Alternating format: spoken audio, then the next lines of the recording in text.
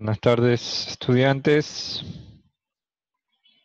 Buenas tardes, profesor. ¿Cómo están? Disculpen el retraso.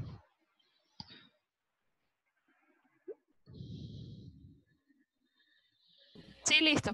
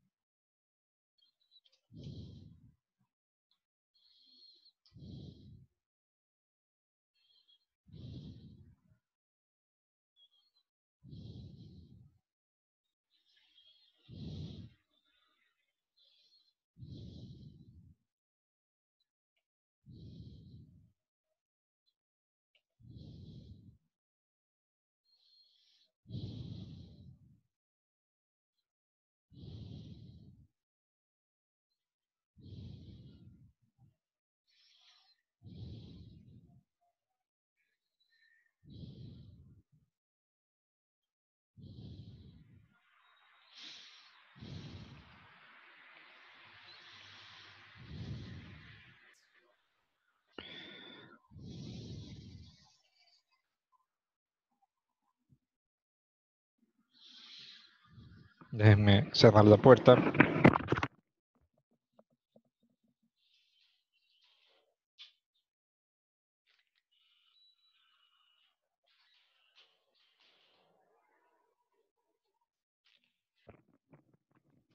Bueno, ahora sí.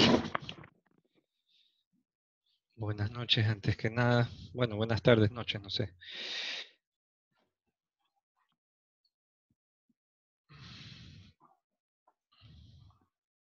¿Qué tal, Omar?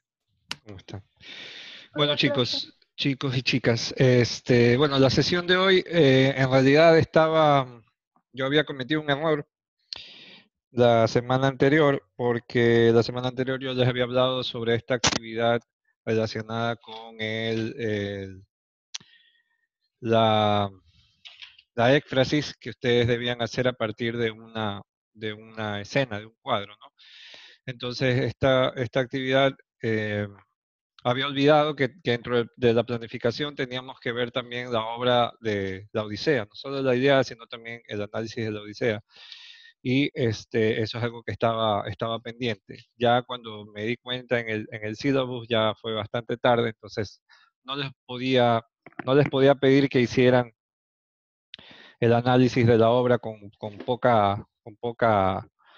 poco tiempo. Entonces, se me ocurrió que el acercamiento de la obra puede hacerse desde otras formas, desde más bien de unos apartados críticos que nos permitan eh, ubicar en la Odisea toda la serie de miradas o toda la serie de recursos críticos que está propiciado como tal vez una de las obras cumbres de lo que podría considerarse la narrativa, ¿no? La narrativa contemporánea. ¿Por qué es considerada la primera novela realmente?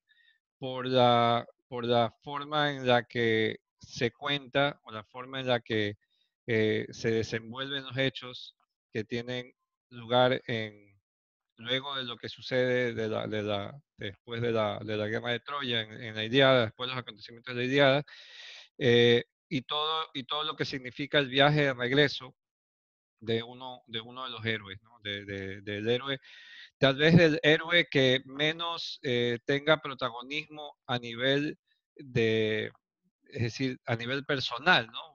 O sea, cuando vimos la Ilíada, vemos que todo el discurso épico estaba centrado en la figura de Aquiles como el héroe poderoso y héroe modélico de lo que significa lo que significa para los griegos, ¿no? Esta figura. Y realmente con los años la figura de Ulises, de Odiseo, Ulises, cobra mayor protagonismo y se lo empieza a ver como un personaje más complejo, ¿no? Más complejo y al mismo sentido también más cercano a lo estrictamente humano. Recordemos que el personaje de Aquiles era un personaje que estaba revestido de un halo más que nada mítico, ¿no? Era un personaje que supuestamente había sido bañado, bendecido por los dioses, mientras que Ulises, eh, más allá de depender de algún aspecto físico como la fuerza, eh, es un personaje que distingue por su genialidad, por su genio, ¿no? Desde ahí que se lo llama a él Ulises como el genio multiforme, ¿no? Sobre esta idea de que es un personaje que más puede sobresalir más por su maña que por su fuerza, ¿no? O sea, más por su habilidad. Él es de por sí uno de los apelativos o de los epítetos calificativos que se le da a Ulises es el artero, ¿no? El experto en ardides, ¿no? O sea, el ardid, que quiere decir esta forma de generar algún tipo de salida artificiosa de alguna situación, ¿no? Pone en evidencia una estructura a nivel de personaje distinta a la del personaje heroico convencional. De ahí que Ulises podría ser considerado como el primer héroe contemporáneo, ¿no? Porque la forma en la que el personaje está construido es muy cercano, muy parecido a los personajes más terrenales, más comunes que nosotros podríamos ver en una narrativa más contemporánea, más actual. Entonces, como les decía, hay una serie de apartados bastante interesantes. Yo en el Moodle casualmente subí un apartado, unos dos materiales que son dos joyitas. Uno que no, bueno, uno que lo doy como material que ustedes ya lo pueden tener y en algún momento les va a servir, pero de todos modos es un libro bastante denso, que son como de 300 páginas. eh, sobre la Odisea, ¿no? Sobre un análisis que hace Stanford, W.D. Stanford, y que, y que hace un acercamiento bastante interesante sobre el personaje homérico. Y la otra, que es un estudio más actual, más contemporáneo, que hace un análisis de 20 diferentes tipos de ensayos que se han hecho alrededor de la figura del héroe griego. Pero lo interesante de este análisis es que hace una revisión de las, desde el punto de vista del estructuralista, de cuáles han sido las diferentes visiones que se ha tenido sobre el personaje desde diferentes perspectivas críticas. Y en este documento que lo escribe Nuria Perpinyá, eh, vamos a hacer un trabajo de corte expositivo, individual, que nos pueda un poco ilustrar a partir de la mirada que se tiene sobre el personaje, eh, de los diferentes apartados críticos o las visiones críticas que se han podido realizar sobre el personaje. Lo bueno es que al ser 20 ensayos críticos, da la posibilidad de que se pueda asignar un ensayo a cada persona y cada uno puede hacer dentro de un tiempo límite una lectura y una síntesis de los principales criterios a los que se habla, de los que se habla en torno al personaje, ¿no? Pero bueno, antes de pasar a eso, yo quiero un poco exponer eh, presentarles un texto de Italo Calvino que pone en perspectiva este criterio sobre que la Odisea se puede considerar también un libro múltiple, ¿no? Por las grandes posibilidades que ofrece la obra en cuanto a los distintos acercamientos que existen, ¿no? Eh, Obviamente sería importante que nosotros nos acercáramos a la obra, y para esto también he encontrado unas páginas donde se puede encontrar un análisis, o sea, se puede encontrar la obra, pero para no hacerlo tan cansino, no hacerlo tan agotador como puede ser leer las obras en prosa, ¿no? Que significa el acercamiento a la obra clásica, he encontrado unos materiales en formato de novela gráfica que hacen más interesante y más llamativo el acercamiento al- a la obra, ¿no? Entonces eso, bueno, eso tengo que, eh, ver que una persona que me ayuda con los documentos para descargarlos, los libros, me pueda facilitar el documento, la novela gráfica, ¿no? Entonces, quería empezar con este pequeño ensayo, o este es un fragmento del capítulo del libro de Ítalo Calvino de por qué leer a los clásicos. Yo ya creo que yo ya les había un poco adelantado este libro, eh, y que plantea en esta parte del capítulo sobre las odiseas que hay insertas dentro de la Odisea, es decir, como las diferentes historias que hay dentro de la Odisea. Entonces, quiero leerlo un poco para a partir de esto hacer diferentes aproximaciones que podemos hacer de la obra, ¿no? Eh, Dice, bueno, las Odiseas, la Odisea de Italo Calvino. ¿Cuántas Odiseas contiene la Odisea? En el comienzo del poema, la telemaquia es la búsqueda de un relato que no es el relato que será la Odisea. En el Palacio Real de Ítaca, el cantor Femio ya conoce los nostoi de los otros héroes. Nostoi es como la historia, el relato épico de cada personaje. Solo le falta uno, el de su rey. Por eso Penélope no quiere volver a escucharlo. Y Telémaco sale a buscar ese relato entre los veteranos de la guerra de Troya. Si lo encuentra, termine bien o mal, Ítaca saldrá de la situación informe, sin tiempo y sin ley, en que se encuentra desde hace muchos años. Contextualizando, ustedes saben que una vez que termina la guerra de Troya, todos los héroes tienen que regresar o regresan a sus respectivas patrias. Pero Ulises es uno de los personajes que luego de haberse hecho las ofrendas a los diferentes dioses, él se olvida de hacerles las ofrendas a Poseidón, y Poseidón se molesta con él y le genera todo tipo de situaciones que lo alejen de su tierra, de su patria. Entonces, aparte de los 10 años que él pasa en, en Troya, él pasa perdido 10 años viajando hasta poder llegar a su tierra natal. Y lo interesante es que Odisea está dividida como en tres partes que corresponden a, primero, lo que se llama la telemaquia, que es la búsqueda de relato por parte del hijo de Odiseo, que es Telémaco, que es cómo el hijo sale a buscar noticias de su padre, porque no se sabe qué ha pasado con él después de que él eh, salió de Troya. Luego viene la parte que narra todo lo que es el viaje de Ulises, toda la narración del viaje de Ulises, y finalmente viene lo que es la venganza o la matanza a los pretendientes. De esa manera está configurada el canto épico.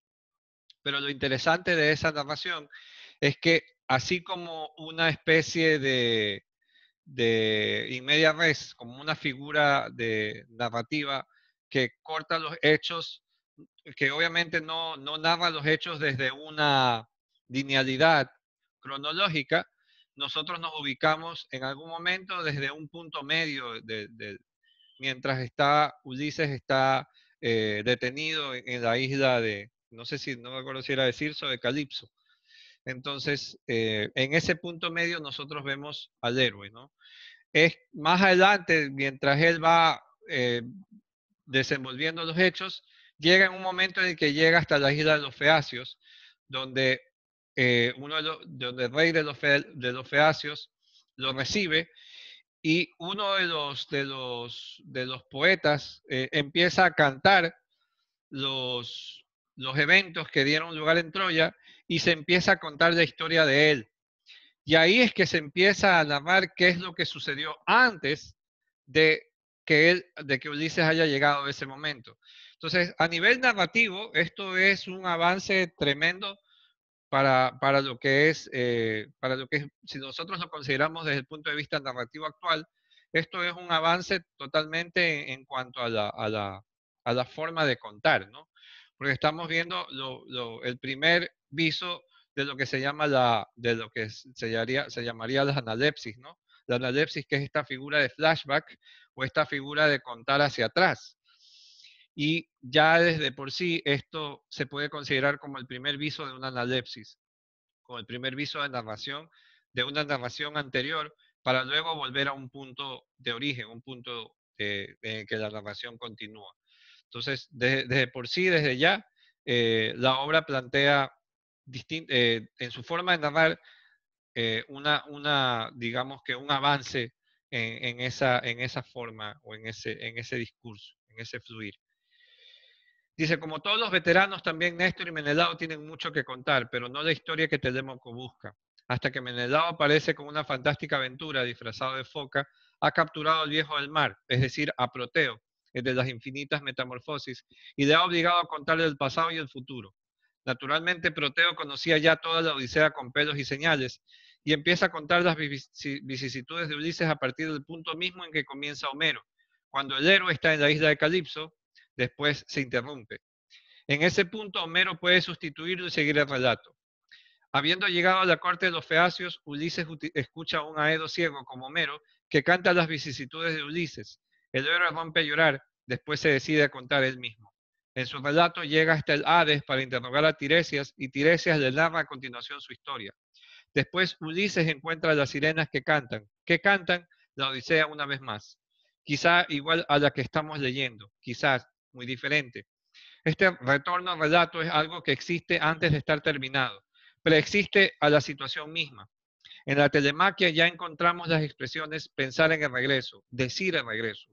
Zeus no pensaba en el regreso de los Átridas. Menelao pide a la hija de Proteo que le diga el regreso, y ella le explica cómo hacer para obligar al padre a decirlo. Con lo cual el Atrida puede capturar a Proteo y pedirle, dime regreso, ¿cómo iré por el mar abundantes peces? A ver, hay algo que es interesante y que ustedes deben tomar en cuenta cuando se acerquen a la obra, ¿no?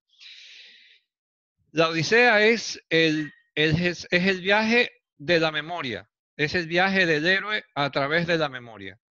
Ya sabemos que según la teoría de Campbell, que es el viaje del héroe, el héroe pasa por una serie de situaciones que lo cambian, ¿no? Que lo transforman y que hacen y que van generando en él esa figura heroica. Olvidémonos de Campbell por un momento y pensemos también en lo que se cuenta, en qué es lo que se cuenta. Si ustedes recuerdan o tienen alguna idea de lo que pasa en la Odisea, después de que cada uno de los héroes regresa a su patria, la única patria que tiene la falta de un héroe es Ítaca. Y la falta del gobernante, en este caso del rey, de Ulises, genera que todos los pretendientes o todos los varones de Ítaca decidan o le exijan a Penélope que elija nuevo esposo, un nuevo rey. Entonces, ¿por qué se genera toda esta serie de dificultades en este lugar, ¿no? Entendamos que la figura del héroe no es necesaria, o la figura del rey no es solo necesaria como sujeto de responsable de gobierno, sino también es el héroe que transporta en su experiencia toda una serie de relato heroico. Es decir, hagan de cuenta que en este lugar, en este espacio, hace falta el discurso mítico. Es decir, recuerden que habíamos dicho que toda nación se construye a partir de sus propios mitos, ¿verdad? Y decíamos que la construcción también nacional depende de cómo se cuentan esas historias. ¿Qué pasa cuando una nación no tiene su historia? ¿Qué pasa cuando una nación no tiene cómo contar sus eventos? ¿Ya? Háganle cuenta que es similar en este sentido, ¿no? Hay la ausencia del héroe no es solamente la ausencia del rey, es la ausencia también de los hechos, de los eventos que tuvieron lugar en la historia. Es decir, si no llega el héroe, no puede reconstruirse este sentido de nacionalidad, de este sentido de pertenencia a esta nación, porque nos hace falta el héroe que venga a contar su historia. No es lo mismo que todo el mundo sepa, no es lo mismo que los otros personajes puedan dar fe de la historia de él, porque cada uno de ellos tiene su propio espacio dentro de su reino, ¿no? Menelao, Agamenón, en cada una de sus patrias, ellos son portadores del discurso heroico. Y ellos formaron parte y ellos pueden contar desde su discurso lo que ellos han vivido. Pero ¿qué pasa con Ítaca? ¿Por qué está en esta situación conflictiva? Porque nos hace falta el héroe y nos hace falta su historia, su narración, su discurso mítico. Entonces, en ese punto, eh, lo que Ulises está transportando o lo que tarda en llegar no es el rey, no es la figura heroica de Ulises que llegue a Ítaca, no es lo que falta. Lo que hace falta es el discurso que él tiene en en su mente, ¿no? Es lo que él transporta. Él transporta es un discurso que tiene que llegar a la patria para poderlo difundir, para poderlo dar a conocer. Mientras él no llegue, eh, la patria entra en conflicto, ¿ya? Y en ese sentido, lo que Ulises transporta o lo que él lleva no es solamente el hecho heroico, también es la historia misma, ¿no?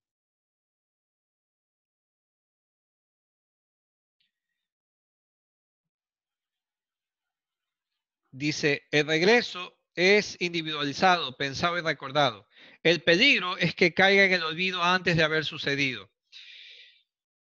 Como casualmente Ulises en su discurso o en su narración mental, ¿no? En su construcción mental, lleva de por sí todo lo que ha acontecido producto de la guerra de Troya. eh, Casualmente lo que está en peligro, lo que está en conflicto es la permanencia de ese discurso. Es decir, que eso siga en la memoria. Yo creo que en algún momento les dije que uno de los terribles males, uno de los terribles problemas para la tradición griega o para el espíritu griego era la memoria, ¿no? La memoria es algo que, que se, que se intenta por la mayor cantidad posible de mantener viva, ¿no?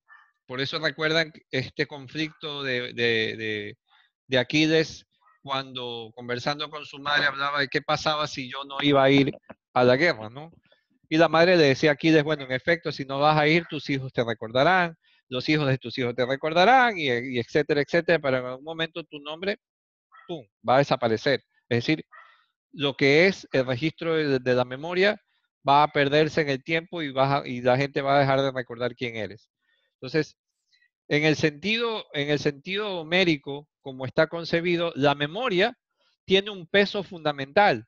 Recordemos también que la memoria, que estos son cantos que se van transmitiendo a través de la memoria. Es decir, miren el peso que tiene la memoria para el espíritu griego. Es decir, perder la memoria, perder el conocimiento de los eventos históricos es literalmente perder lo que es, lo que se considera la patria, ¿no? Perder la identidad también.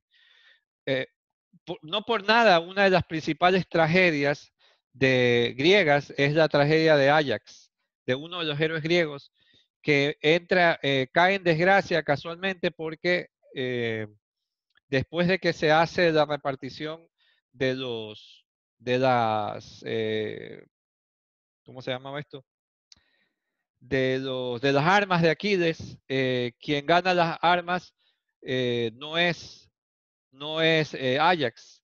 Es decir, a él él no le toca ganar las armas de Aquiles y por eso de alguna u otra forma empieza a perder la cordura, se empieza a volver loco. Entonces, la locura entendida no solamente como esta situación de enfermedad mental, sino también como literalmente como pérdida de la memoria, ¿no? Como pérdida de la memoria en el sentido de lo que significa la memoria, la preservación de la historia de, de, de una nación. Entonces, entendamos que el viaje entonces cuando vean ustedes, analicen ustedes la Odisea, no lo vean solo como el viaje del héroe, ¿no? Sí, más allá de la representación campbelliana, ¿no? Del héroe que cambia y que evoluciona, ¿no? También es lo que lleva el héroe en sí, ¿no? Lo que transporta. Lo que sale a buscar Telémaco no solamente es al padre, ¿no? Sino también el discurso que transporta el padre, ¿no? Que es este discurso que, que, que va, que es necesario para que la patria pueda volver al orden, ¿no? El orden que le da el regente, el rey.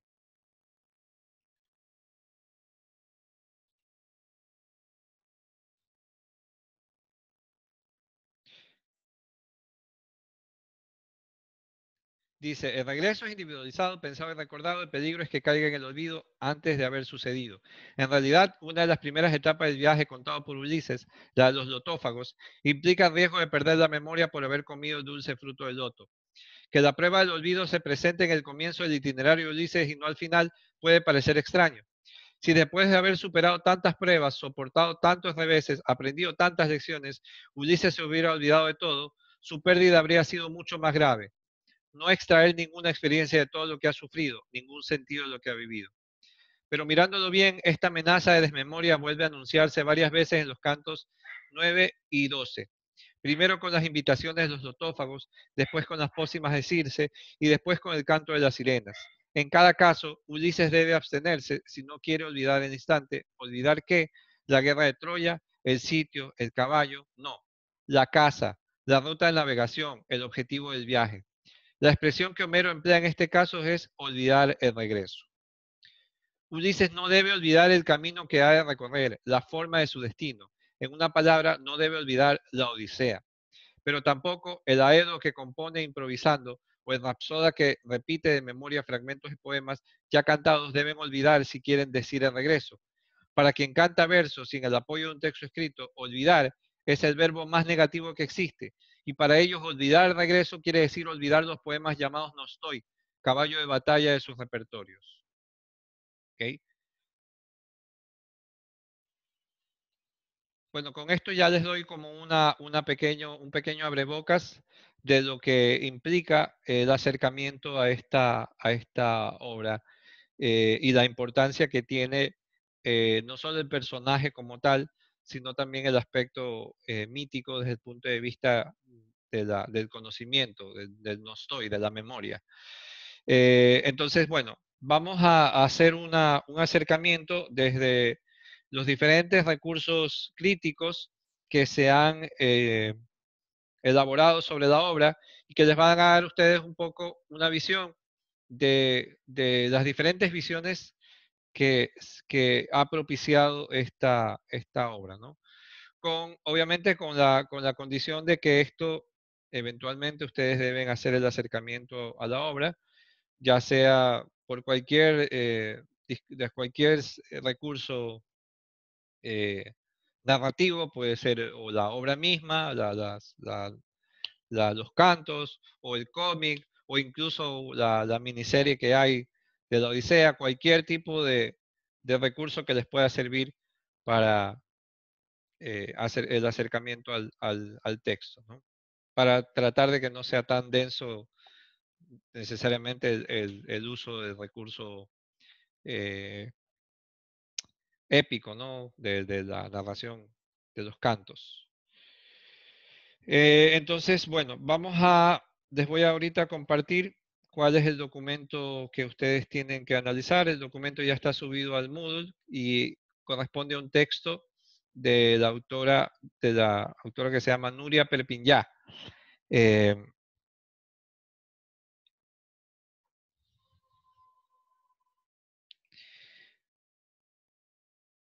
Déjenme tenerlo aquí a la mano.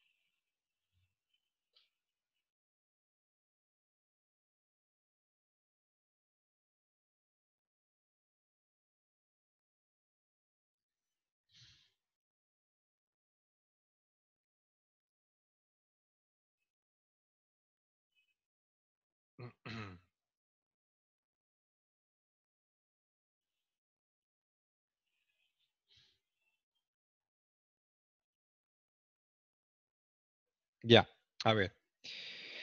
Déjenme proyectarles. ¿Cuántos estamos? 12.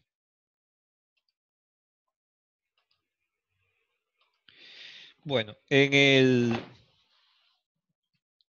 Moodle está este documento, este libro, que realmente es una joyita, de la autora Nuria Perpinyá y que se titula Las criptas de la crítica.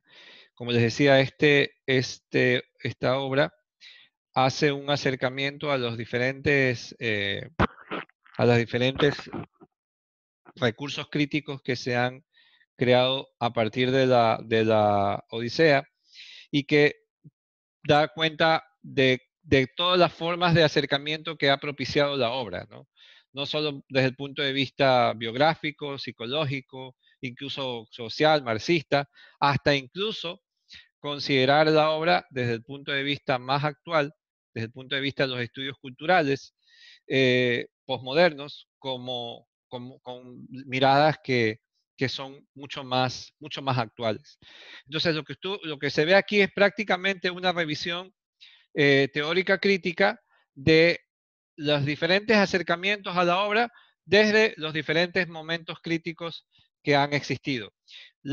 Esta obra no solamente es importante por las formas de acercamiento, sino que al mismo tiempo te sirve como una especie de índice de los diferentes, digamos, ¿cómo se dirían esto? Modelos críticos que uno puede, que existen y que se pueden considerar, ¿no? Es prácticamente usted, al ver esto aquí, puede hacer una mirada desde los inicios de los estudios estructuralistas hasta los estudios críticos más actuales.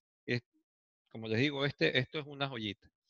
Entonces, tomando en cuenta la cantidad de personas, vamos a asignar a cada uno un capítulo, un artículo, que como ven los artículos son apenas de 2 o 3 páginas. Y la consigna será que cada uno, después de haber leído, haga como una exposición, síntesis de lo que cada uno de estos capítulos presenta en su contenido.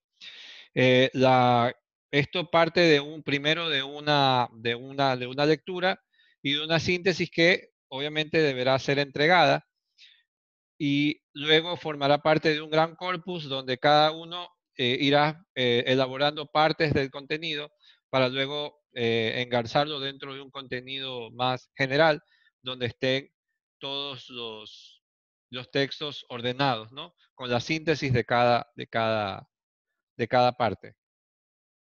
Entonces, bueno, veamos, en el orden de lista, como tengo aquí a los participantes de la sala, tenemos a Adriana Gavilanes. ¿Estás aquí? Sí, aquí estoy, profe. Ya. Tú puedes hacer el capítulo 1 y 2, crítica biográfica y crítica psicológica. Dale, eso lo va a subir a la plataforma. ¿A dónde tengo que subir la Ya está síntesis? subido, ya está subido. Por lo pronto me interesa es que leas, hagas tus anotaciones y después de un tiempo, aproximadamente 1 hora, pasamos a hacer como una plenaria en la que cada uno va diciendo, bueno, qué leyó de su capítulo, cuáles son las ideas básicamente que presenta. Una vez terminado el tiempo, ya con tiempo ahí sí, cada uno ya se toma el tiempo de hacer una síntesis mejor estructurada para ser entregada como una actividad posterior. Ya, genial. Entonces, el capítulo 1 y el capítulo 2, así. Sí, crítica biográfica y crítica psicológica. Ya, genial. Ya. Amanda Nivelo.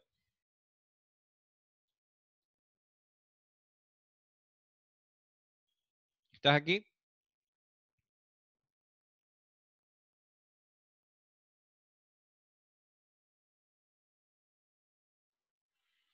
Hello.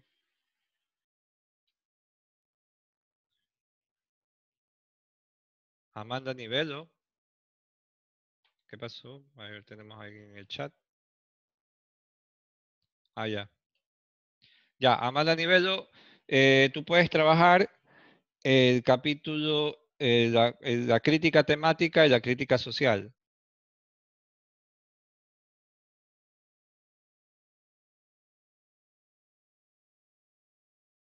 Treinta y uno, 32, 34, 35.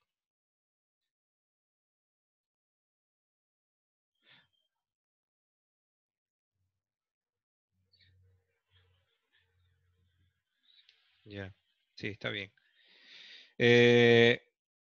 Carlos Aguayo.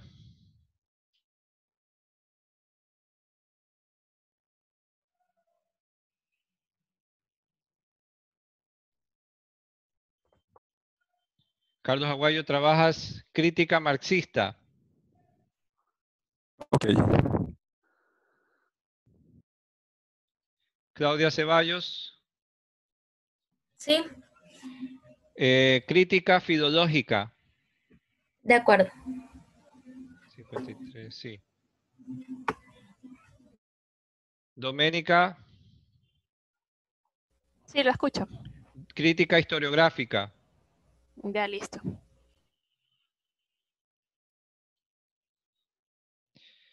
Eduarda Dávalos, Sí, profe. crítica comparada. Ya pidan. Erika Álvarez,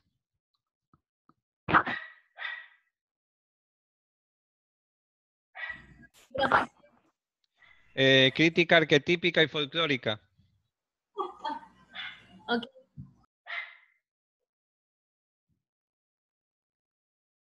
Ya, luego tenemos Jim Vallejo, Sí, crítica formalista. listo.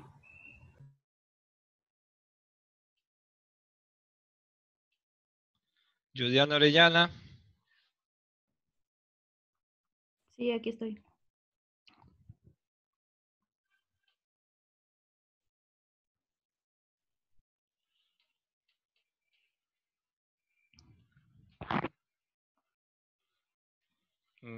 ya.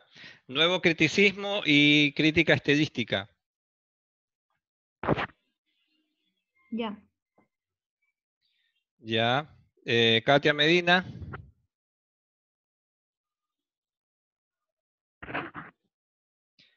me imagino que es Katia escribiendo. Ya. Katia Medina, crítica estructuralista y crítica semiológica. Como ven, son básicamente 10 páginas. Algunos dirán, ¿por qué a mí uno y por qué a dos? Son prácticamente 10 páginas. No es una cosa tan extensa. Nicolás Esparza. Presente. Déjame mover para ver.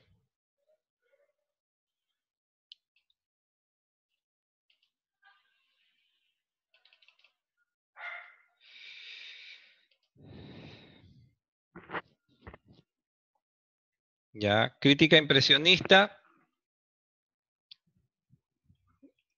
A ver, De acuerdo. 7.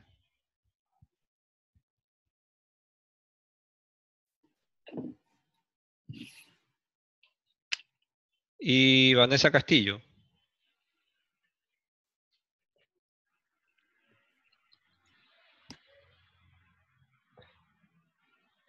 Crítica cultural posmoderna. Ese es el 20.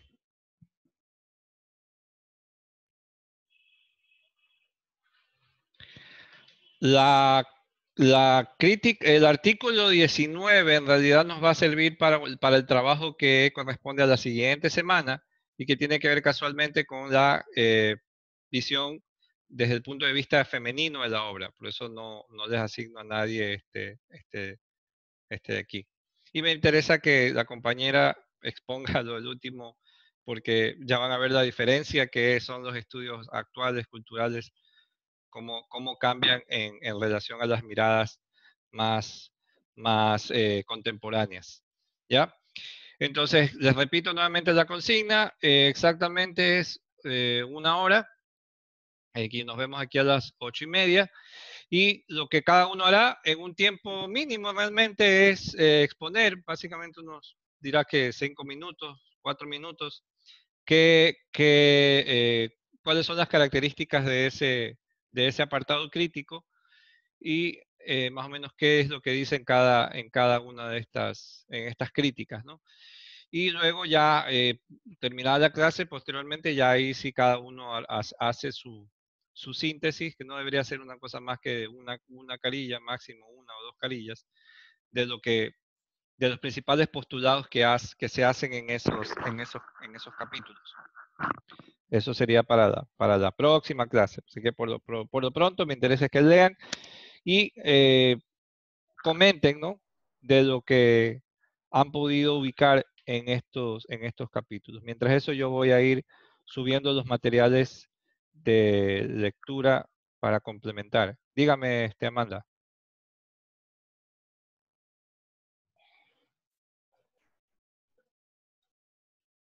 Bueno, una pregunta, ¿para la siguiente semana es solamente del tema que nos asignaste o de todos los temas? Para que cubran a carilla o dos carillas. No, del tema que se asignó. Ya. A ver, la próxima semana la clase termina y ustedes tienen que luego irme entregando esa síntesis de su capítulo, de los capítulos asignados. Para la próxima semana hay otra actividad que tiene que ver con una lectura más, con un análisis más de corte crítico feminista de la obra, pero para eso tengo que ahorita crear la descripción del archivo, ¿no? Y obviamente leer la obra, no necesariamente el apartado real, no la obra en sí densa, sino cualquier otro recurso que puede ser un cómic o incluso puede ser hay una miniserie que es decente, que está bastante decente cómo se cuenta la historia. Pero bueno, eso ya lo Profe, iré detallando. Dígame. el PDF que subió al Moodle cuando uno lo descarga está chueco. Ah, pero cuando abres el PDF, puedes la opción de rotar a la derecha, dice. ¿Mm? Sí, eso me olvidaba. Cuando abres el PDF hay una opción donde tú pones ahí, haz clic derecho y te sale herramientas de mano, ampliar, y ahí dice rotar hacia la derecha. Ya, ok. Lo rotas hasta que quede bien. Ya. Ya. Chévere. Entonces, son exactamente 7:26, 8:30 nos vemos aquí. Así que lean y no pierdan tiempo. Profesor, una pregunta. ¿Vamos a tener que poner las cámaras para la exposición? ¿Por qué? No, solamente pregunto. Para encender las luces, pues estoy aquí, solamente con una luz. O sea, sí, ya es Es que cuestión de... queremos, es opcional. Sí. Ya listo, gracias. Si te da vergüenza, ya no importa. Ya. Ya, ok. Ya pues, nos vemos en breve. Igual yo voy a estar por aquí. Voy a poner la grabación en pausa.